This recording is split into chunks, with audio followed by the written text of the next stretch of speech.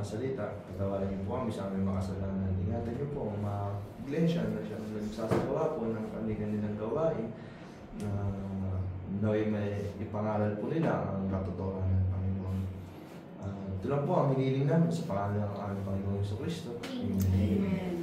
Sige po, makakaupo na po. Muli po natin buksan ang ating himnal sa himnal 118, Victory in Jesus. Yes. Sige po. Diyan na po ba lahat? Hymnal 118, Victory in Jesus.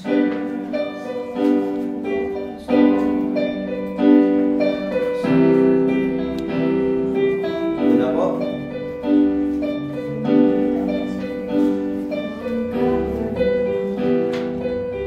Sige po, awitin po natin ang sabay-sabay. Victory in Jesus.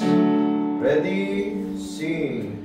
I heard an old story, how a Savior came from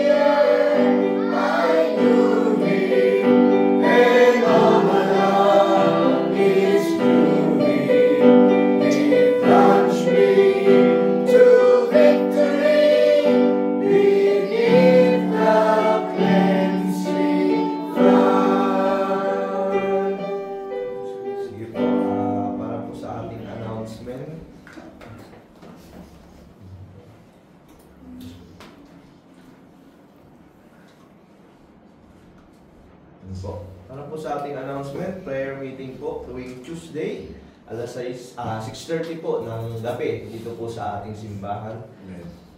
Bible study naman po dito rin po Sabado sa Corville. Nawala po yung ibang Bible study dahil po hindi pa po stable yung mga lugar. Yung sa amin po baka po next month mag-stable pastor. Yung sa inyo, hindi pa rin. Sige. Ayun po, magpapatuloy po ang Bible study natin tuwing Sabado dito po sa ating simbahan pa rin po sa lugar ng Corby. Iniimbitahan po namin kayo na pumunta. Yung mami po ni Keisha, si Ate RG. Tsaka po, extension class ng Sunday School ng mga bata sa lugar po ng Tropical. Kaya Pastor po. Alas 4:30 po ng hapon. Ayun po. Dagdag announcement po, Pastor? Wala na po. Wala na pong dagdag announcement. Mamaya, ano natin? Lord's Supper. Yun po. Mamaya po, meron po ulit tayong gawain. Bali, first Sunday of month po ngayon, may Lord's Supper po tayo. Alas 5 po ng hapon. At sa gawain po ng mga bata, alas 3 po ng hapon. Wala tayong 1:30 p.m. Ayun po. Ayun po, iniimbitahan din po namin kayo na dumalo sa aming Lord's Supper para po sa mga matatanda. Sa mga bata na uuwi po mamaya tanghali, mag-invite na po kayo ng mga kasama nyo. 3 p.m. 3 p.m. Yun lang po. Tinatawagan ko na po ang ating pastor na si Pastor Rustico Daran Deport sa ating morning service.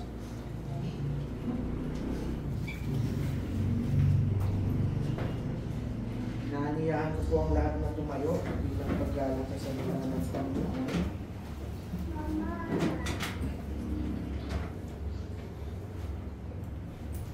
Makibukas po kayo sa akin sa Matthew chapter 11, verse 16 to 19. Nasa screen din naman po yung ating verses. Basahin po natin ang salita. Sabi po dito, "But whereunto shall I liken this generation? It is like unto children sitting in the markets and calling unto their fellows. And saying, We have cried unto you, and ye have not danced. We have mourned unto you, and ye have not lamented. For John came neither eating nor drinking, and they say he hath a devil.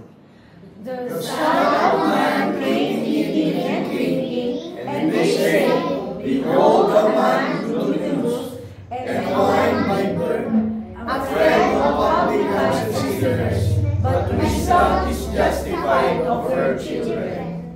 Manalangin po tayo. Panginoon, salamat po sa pagkabasa ng inyong salita. Salamat sa lahat ng biyaya nyo. Sa umaga nito, Panginoon, dalangin ko focus ng bawat isa sa inyong salita. Mag-usap kayo, Panginoon, patawarin nyo kami sa aming mga kasalanan. Nawa katotohanan nyo lamang at persona ang maitaas sa aming kulto sa umaga nito. Ingatan nyo rin, Panginoon, ang mensahe ng bawat isang pastor at teacher na maghahatid ng inyong salita sa kanilang simbahan. Salamat sa lahat ng biyaya nyo. Salamat po sa mga kaluluwang dinadala nyo sa aming mga bisita, Panginoon. Nawa, Panginoon, matagpuan nila ang inyong persona sa umaga nito. Tawad nawa sa aming mga kasalanan. In Jesus' name. Amen. You would be surprised if I say na one of the greatest danger ng Kristyanismo ay hindi yung open rebellion sa ating Panginoon. Hindi hostility sa ating Panginoon. Pero yung indifference, o pag sinabi kong indifference, kawalang bahala, kawalang pakialam, at kawalang interes ng mga tao sa ating Panginoon. Kung bakit ko ito sinasabi? Simply because yung hatred, yung galit, yung rebellion, maingay yan. Obvious yan, kitang-kita yan. Pero yung apathy, yung kawalang interes, kawalang bahala, tahimik yan, pero nakakamatay yan sa ating mga kaluluwa. Yung galit, mainit yan, pero yung apathy, yung indifference, yung kawalang bahala, malamig yan. Sa Matthew 11, kung maaalala nyo, una, nag-doubt si John the Baptist sa ating Panginoon. Sinagot siya ng Panginoon. Pangalawa nun, makikita mo na kung saan pinagtanggol ng Panginoon si John the Baptist. At ngayon, sa pangatlong linggo ng pag-aaral natin ng Matthew 11, nire-rebuke ng Panginoon yung mga taong nakapaligid sa Kanya.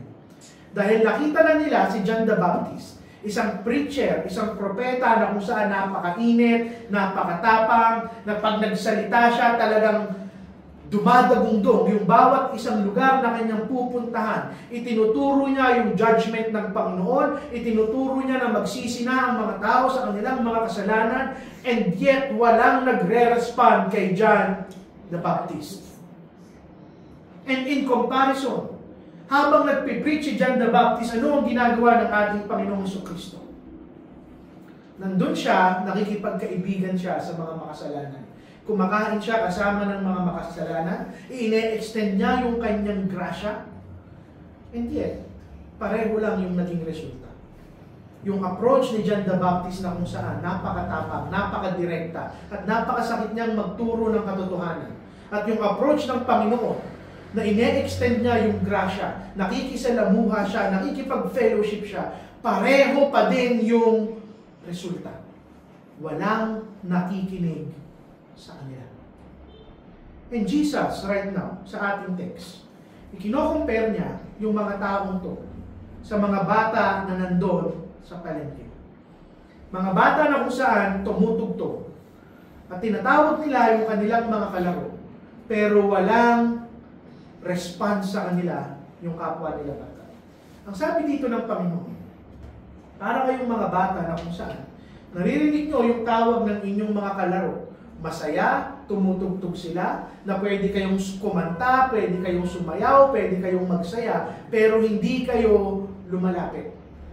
At kung tumugtog man sila ng malungkot, tumugtog sila ng masakit, hindi pa rin kayo lumalapit. Now, ano yung punto? Walang nagpapasaya sa tao. Walang nagpapagalaw sa tao. Si John the Baptist, he was too harsh para sa kanila. Jesus Christ was too gentle for them. Nung nakita nila si John the Baptist na walang ibang kinakain kung hindi honey at locust, ang sabi nila, itong taong to, this is demon-possessed. Nung nakita nila si Jesus Christ na kumakain kasama ng mga makasalanan, sinasabi nila, matakaw ito, lasinggero itong taong ito.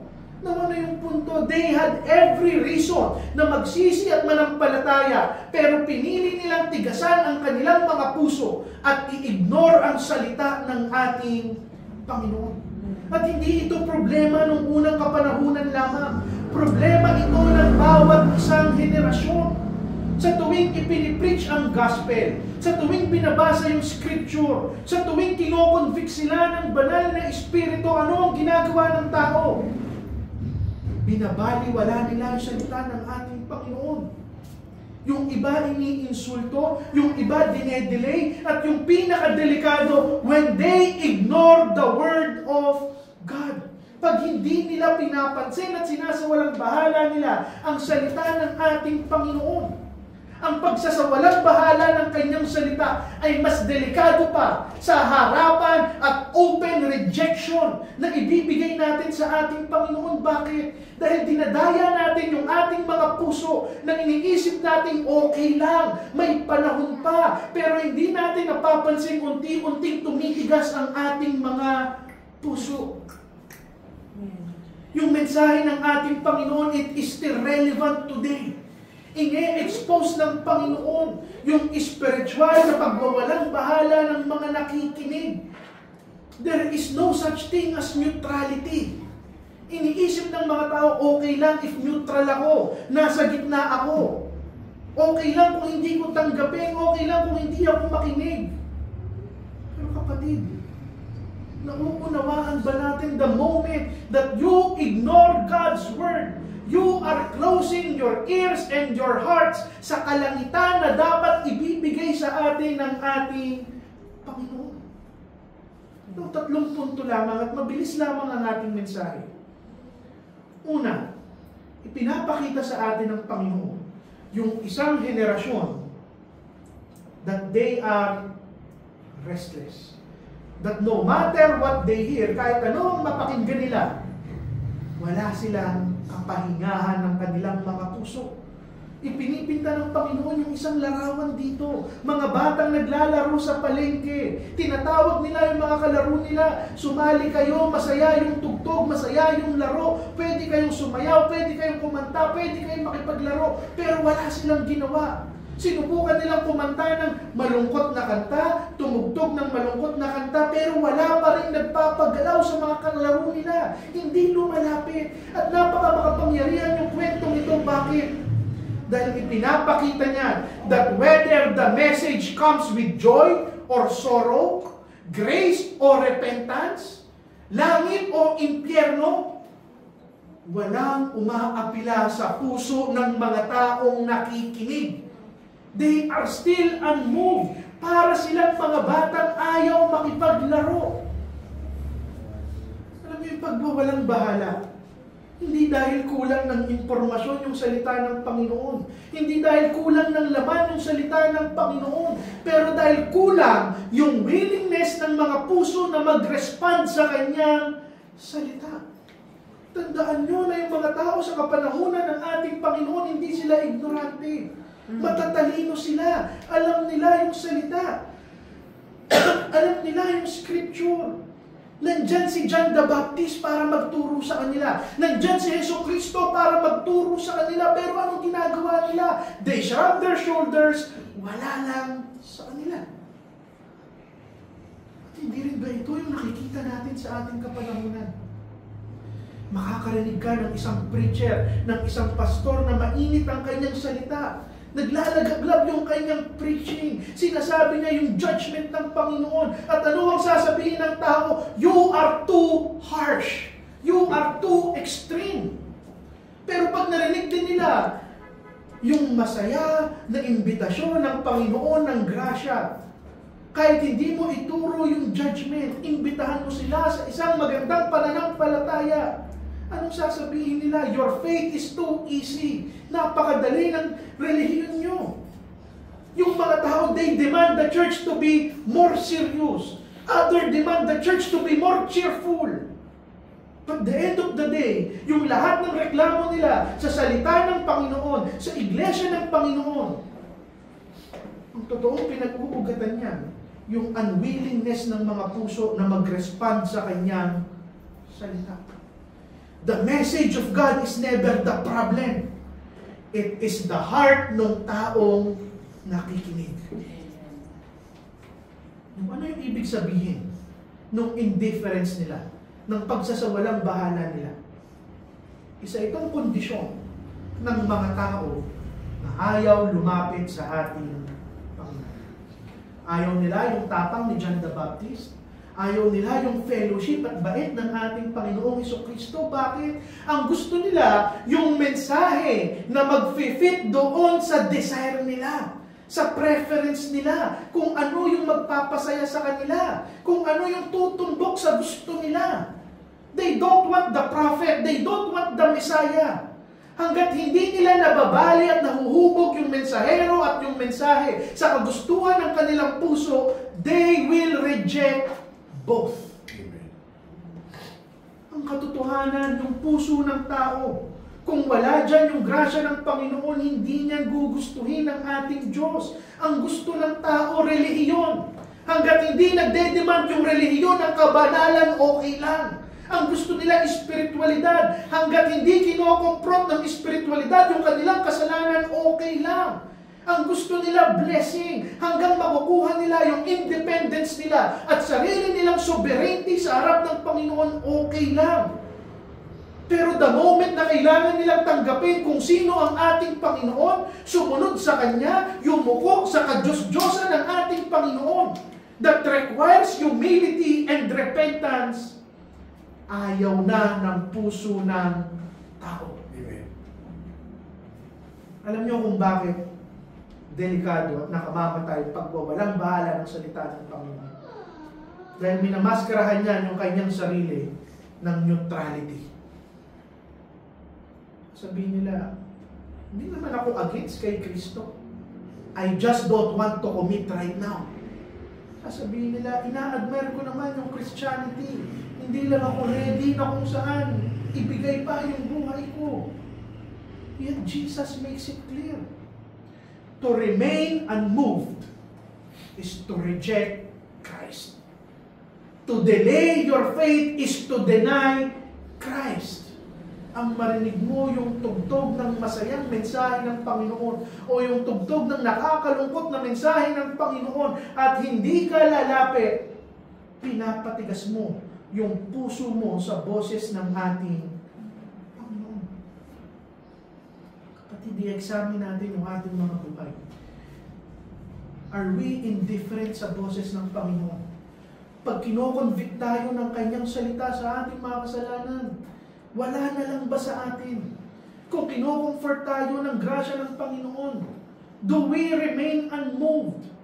Kapatid, balikan mo yung buong buhay mo. Ilang preaching na, ilang sermon na yung narinig natin sa bawat linggong lumilipas. Ilang ulit ka nang nagbasa ng salita ng Panginoon. Ilang ulit nang may nag-share o nagturo sa atin. Ilang ulit na tayong inimbitahan na magsisi at manampalataya. Have you responded?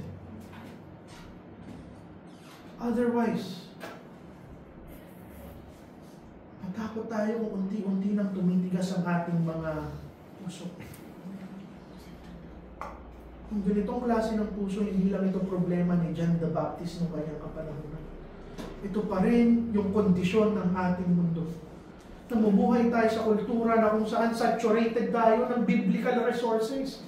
Biblia, sermon, preaching, podcast, YouTube, social media, nandiyan yung salita ng Panginoon. And yet, sa abundance ng kanyang salita, many remain indifferent. Kapatid, huwag mong hayaan na ito yung maging description mo. Huwag kang maging katulad ng mga bata sa palengke na they refuse. They refuse yung masayang tugtugin. They refuse yung malungkot na tugtugin. When God calls you, there is no other response but faith and repentance. Pangalawa, hindi lang nila nire-reject yung mensahe ng Panginoon. Nire-reject nila yung mga mensahero ng ating Panginoon. Una, anong sabi doon? Nire-reject nila yung lifestyle at yung mensahe ni John the Baptist. Alam nyo, si John the Baptist talagang kung sa tapang at tapang lang siguro, ito yung pinakamasakit na magsalitang preacher. Pero hahanggaan mo siya. Wala siyang luho sa katawan. Nakatira siya doon sa kagubatan. Ang damit niya, buhok lang ng kamelyo na nilagyan ng sinturon. Ang pagkain niya lang yung mga insekto, yung honey. Namumuhay siya ng may denial, may fasting, nagtuturo siya, nagpipreach siya, at napakalinaw ng mensahe niya, magsisi kayo dahil malapit nang dumating ang ating Panginoon. Pero ano yung ginawa kay John the Baptist? Tinawag siya demonyo. May diablo itong taong to. Dahil masakit siyang magsalita, dahil sinasabi niya yung katotohanan, they called him harsh, he called him a demon, they called him strange, panatiko. Dahil hindi nila kayang baliin yung mensahe ni John the Baptist. Dahil hindi nila kayang atakihin yung mensahe ni John the Baptist. Ano yung inatake nila? Yung mensahero. Ang totoo niyan, hindi mali si John. Pero mali yung kanilang mga puso. Alam niyo kung bakit sila galit sa ipinapakitang lifestyle ni John the Baptist? Dahil pag nakikita nila yung kabanalan ng taong to, nakikita nila yung karumihan nila bilang isang tao. Nakikita nila yung devotion ng taong to sa buhay ng Panginoon. Mas nakikita nila yung separation nila sa ating Panginoon. Nakikita nila kung gaano hinuhubog ng Panginoon itong taong to. Mas nakikita nila kung gaano sila kamundo. So instead na magsisi sila sa kanilang kasalanan, they attack John the Baptist. At hindi rin ba ito yung nangyayari sa ating kapanahunan? Yung isang preacher, isang pastor, isang Kristiyano na winawarningan ang mundo sa kasalanan. Anong sasabihin ng mundo sa Kristiyano? You are being too judgmental. Yung isang Kristiyano na sinusubukan niyang mabuhay ng may kabanalan, anong sasabihin ng mundo? Masyado kang extreme. Maging masaya ka naman. Yung isang Kristiyano na sinasakripisyo yung buhay niya para sa kanyang gospel. Anong sasabihin ng mundo? Hindi na balanse yung buhay mo. Dahil sa mundong ito, they despise yung message ng Panginoon. That is why they despise God's messenger. Pero hindi lang si John yung inatake nila. They attack Christ. And unlike John the Baptist, hindi namuhay ang Panginoon sa wilderness. Pumapasok siya sa mga syudad, sa mga village, sa mga towns. Hindi siya umaatras sa mga tao, nakikikain siya kasama ng mga tao. Uma-attend siya ng kasal, bumibisita siya ng mga bahay, kumakain siya kasama ng makasalanan. Ipinakita niya yung compassion, nagpagaling siya ng may sakit, nagpakain siya ng gutom, winelcome niya yung mga may ketong na kung saan wala nang tumatanggap. And yet, ano ang tawag sa kanya? Dahil nakikisalo siya, tinawag siyang matakaw, ganid, at lasinggero. Tinawag siyang isang makasalanan. Again, nakakita pa rin sila ng ibabato. And this is no longer John the Baptist, this is Christ. At now, ano yung binabato nila? John the Baptist was too harsh.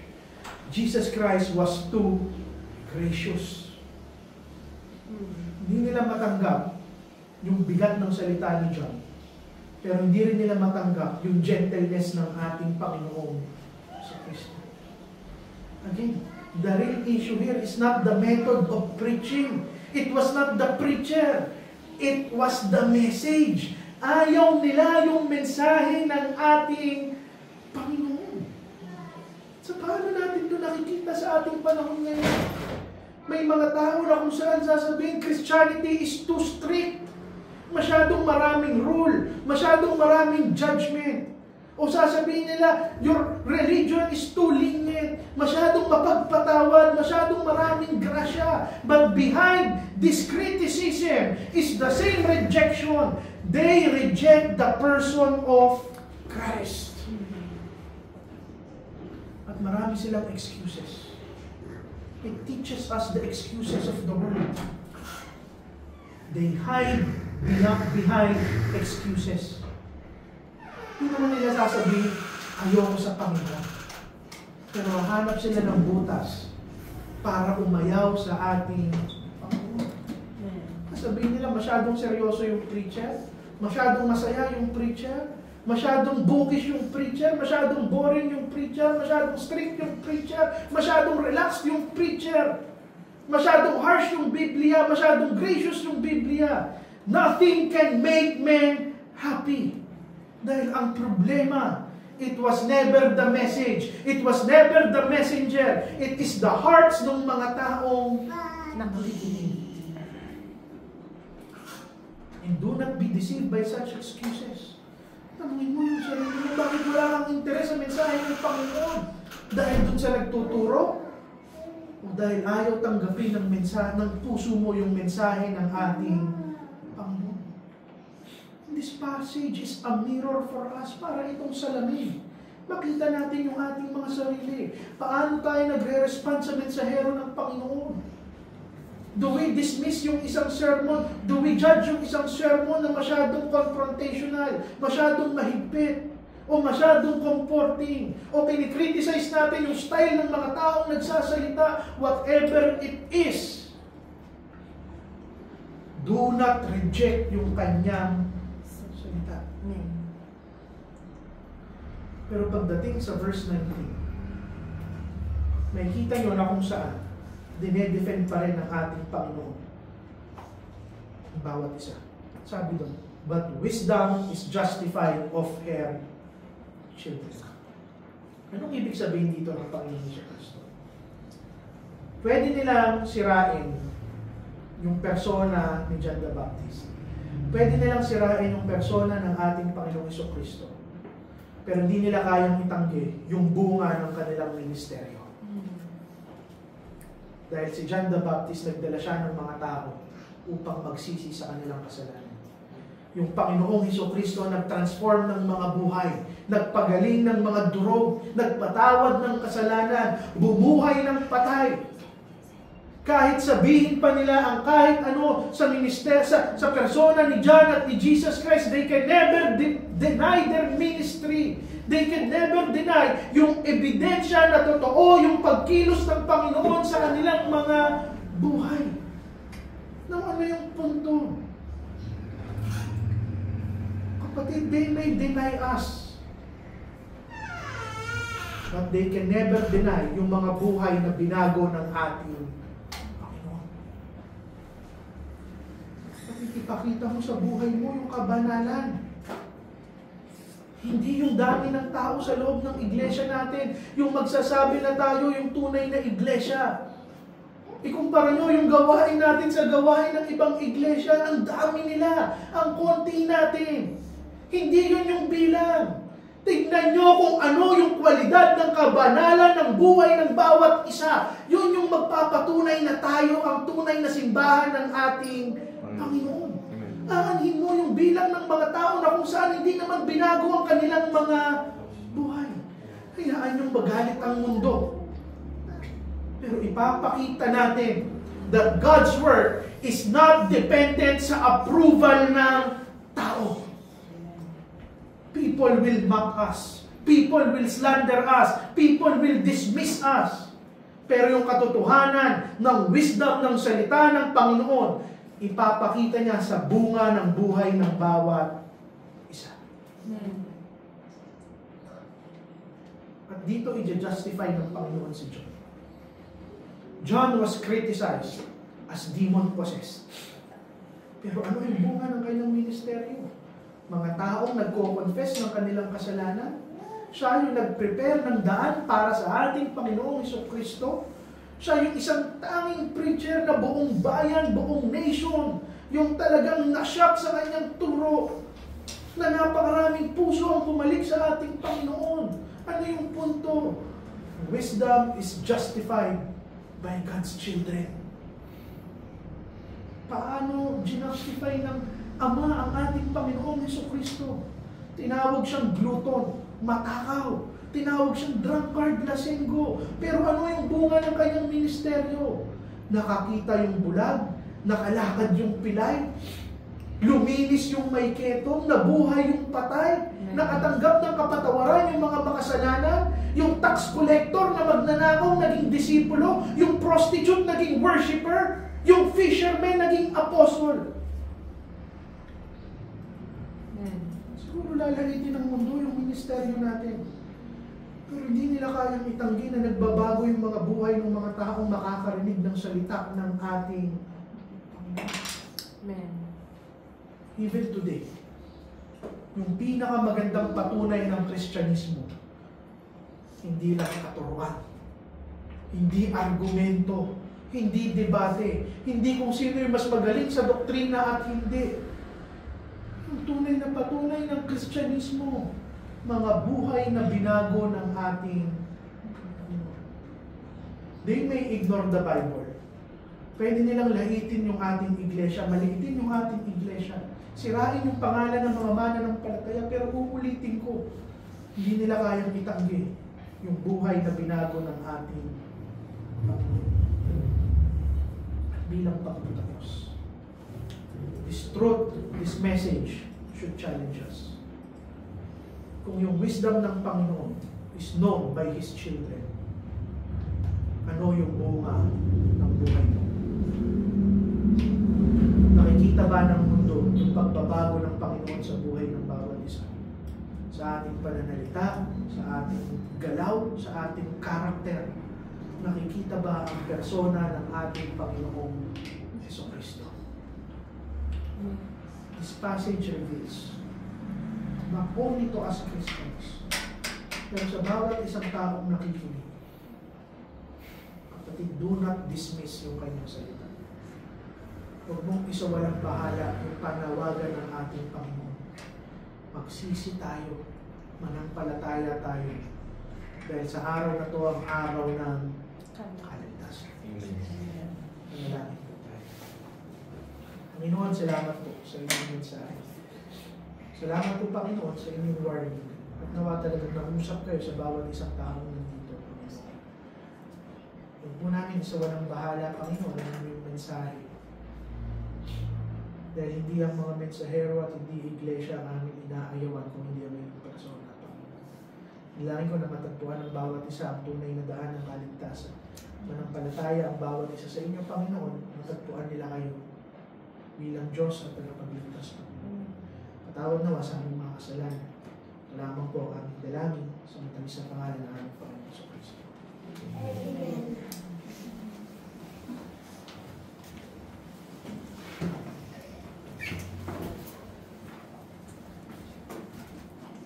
Sige po, hinihiling ko po na tumayo po ang lahat at muli po nating awitan. Sabay po tayong umawit.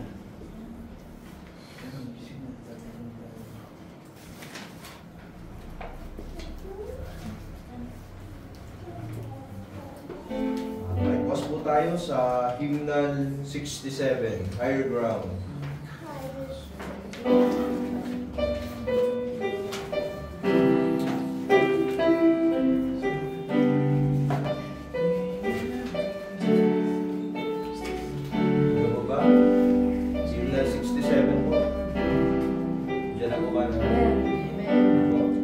Sabay-sabay po tayong umawit. Higher ground, ready, sing. I'm pressing on the upward way. New heights are made me every day. Still praying as I onward bound. Lord, plant my feet on higher ground. Lord, lift me up and let me stand. My faith on heaven's stable land, a higher plane that I have found. Lord, plant my feet on higher ground. My heart has no desire to stay where doubts arise and fears dismay. Someday dread where he's not bound. By prayer my aim is higher ground.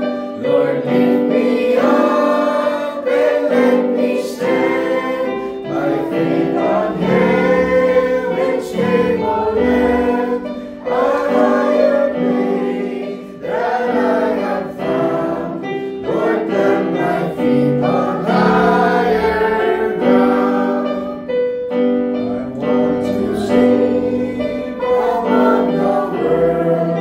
Those Satan's stars at me are hurled. For faith has brought the joyful sound, the song of saints on higher ground. Lord, lift me up and let me stand. My faith on heaven's stable land, a higher plane that I have found. Lord, plant my feet on higher ground. I want to feel the atmosphere and catch a gleam of glory bright. But still I'll praise till heaven I found. Lord, get me onto higher ground. Lord, lift me up and let me stand. My faith on heaven's stable land, a higher plane that I have found. Lord, plant my feet on higher ground. Sige po, manalangin po tayo. Panginoon, maraming salamat po sa knowledge and wisdom na ibigay niyo po sa amin, sa inyong pong salita na aming napakinggan. Naway magamit po namin ito, nahipupon nito ang aming mga puso at magamit po namin ito sa aming pang-araw-araw na buhay. Naway may pakita po namin sa ibang tao ang kabanalan na ibinigay niyo po sa amin, Panginoon. Panginoon. Hiniling po namin ang aming tithes and offering para basbasan niyo po ito, magamit po namin sa pagpapaunlad ng aming iglesia, magamit po namin ng tama. Napanalangin din po namin ang aming mga pagkain na aming pasado sa saluhan, naway mabusog po nito ang aming lupang katawan. Patawarin niyo po nawa kami sa aming mga kasalanan. Ito lang po ang aming samot dalangin sa pangalan ng aming Ama, Anak, ng Espiritu Santo. Amen. Amen.